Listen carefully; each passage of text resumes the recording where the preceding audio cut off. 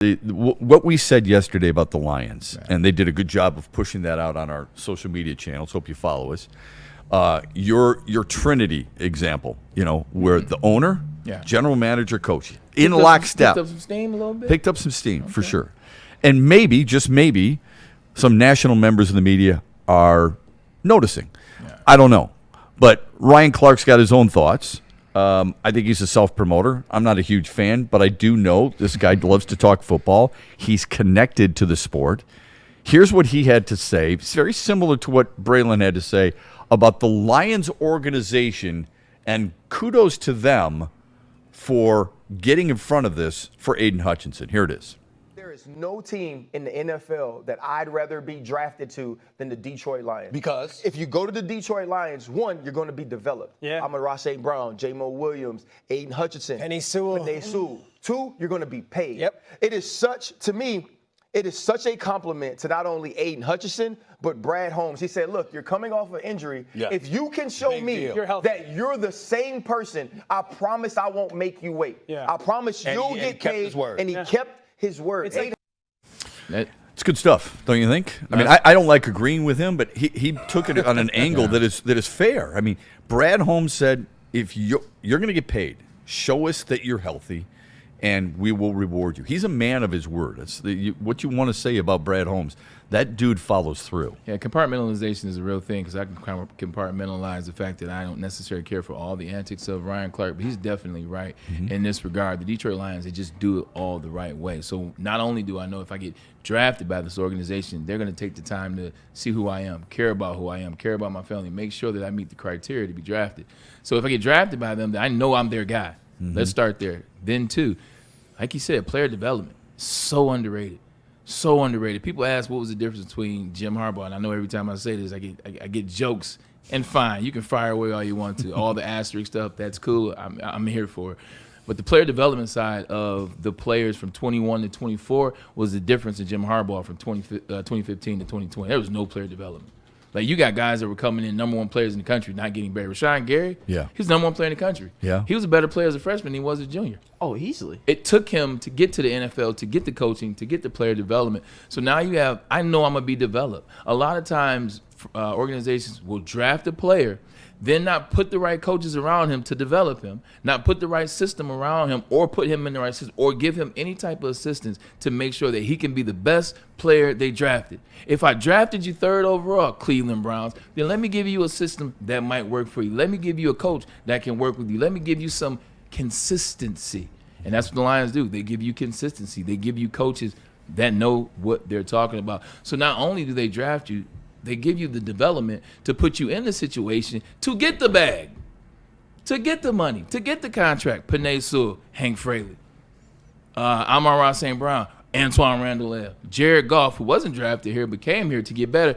Insert Mark Brunell, an all-pro quarterback who threw my last touchdown when I played for the New York Jets. And a coach who believes in all of them, and coaches who seem to be in simpatico to see how they can get the best out of said player. And they keep, it's all too, it's about how do I break this? It's an energy. It's an energy. And what I mean by that, when you do these things, when the coach is the same, when the offensive coordinators have the same like minds, when you're working hard, when the player development is there, when you're seeing players work hard and then get that bag at the end of the rainbow, you're seeing all this come to fruition. It keeps the energy real. It keeps the hunger straight. And that's what you have. You have a medical team that is one of the best medical teams. You can just go up and down what the Detroit Lions are. There literally is no spaces in where they are missing right now as an organization. I talked about yesterday of the teams that I played for. Seattle did it the right way. If I could do it all over again in terms of who drafted me, I would want to go there out of the 4 teams just because of what it felt like.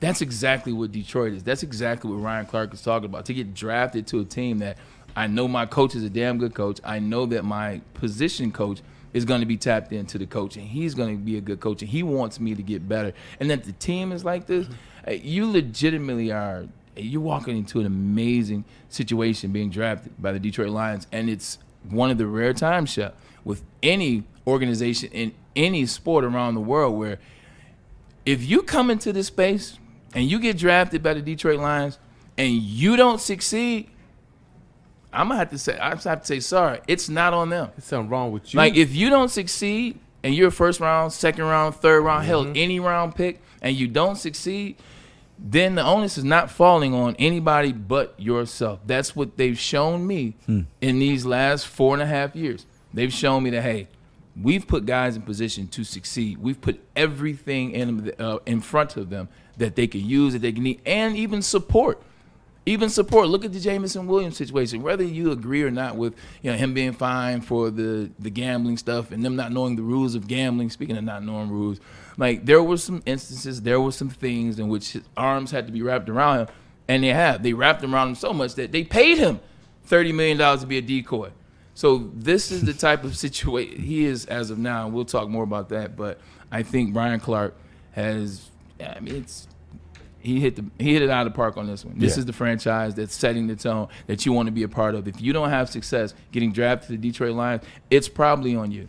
It made me feel a little bit better because you and I yesterday we talked about the gold standard, and how the Lions have become what we would consider the gold standard, not just in the city, but in all of football and maybe one of all of sports. It starts at the top. Yeah. You mentioned it before anybody else. Allowing Sheila Ford Hemp some grace and giving her due. She's a hands-off owner by all public appearances. Right. Lets the people who she hired, who are really good at what they do and have proven that, do their jobs. And then for them, as you pointed out yesterday, the Trinity, for them to be all in a line. It's okay to disagree once in a while. 100%. Everybody should. They do a lot, probably. We just don't know about it. Exactly. Yeah. But in the end, they know the type of player they want and how they're going to use that player. They don't grab a player and say, okay, I've got Braylon Edwards. Now what do we do? They've got a specific reason they're drafting specific players. And I know they don't all work out. No team bats 1,000. No, they don't. And I think the other thing, too, that we don't talk about enough is you look at Brad Holmes, a former player, his process and what he went through. And then he didn't necessarily just go into being a GM. He worked at Enterprise. And from Enterprise, he meets that. And he's doing all these things. But he was a former player. He understands the human element of being a player. He understands that side of things, giving guys a second chance or vetting through the system, seeing who people are. Same thing with Dan Campbell. He was a player. What are you doing over there? Oh, he's good. What are you doing over there? So he was a player as well, man, and he understands the human element. He knows when he can tap out of a player. He knows when, hey, you know what, I want to work with that player. I want to stay a little bit longer. And that's the thing with Brad Holmes and Sheila Hamp. Sheila Hamp also understands the human condition. She's like, my family's been messing this thing up for a long time. I've lived through it. I've lived through it. Yeah. Let me change it up. I don't know what I don't know. Like, Brad, Dan, let's figure this thing out together. So I think the human element is very uniquely real here in Detroit. I think that's what you get. Braylon, it's so refreshing to have an owner feel that way and act that way. Like when you sit there and say, I don't know everything. It's okay. Yeah. Not everybody's supposed to know everything. I say this about parents all the time. You can learn from your children. Ask them. I mean, my daughter teaches me stuff all the time. She's a hell of a lot younger than I am. Brad Holmes seems like the kind of guy who says, you know what? My door's open. Let's talk. Let's be available to one another to talk about different ideas and where we should go. In the end, I'm going to make the decision, but I'm open to the idea of talking about it. I'm glad you said that. That's where I was trying to get to, but my mind wasn't grasping it. Thank you. When you look at the Holy Trinity, you look at Brad Holmes and what he's done. Like, Brad Holmes isn't some over-analytical guy that just looks at numbers, just crunches, and at the end of the day, that's his life, and he doesn't know how to tap into the player space and human space. And can't move off it. A lot of times, these guys right here, you don't get a chance to talk to them. Unless you're one of the guys, and even those guys, the conversations are few and far in between.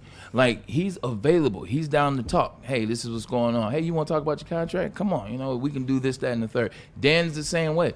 He's a rock star head coach, but he's still for the players. Mm-hmm. He's still door open. He's still, hey, Saint, what's going on? Hey, I didn't like how you did that, Aleem, but we're going to work on that. That's Dan Campbell. Like, he's not some superstar, rock star coach that his door's always closed. Mm-hmm. Or in order to talk to him, you got to be Jared Goff.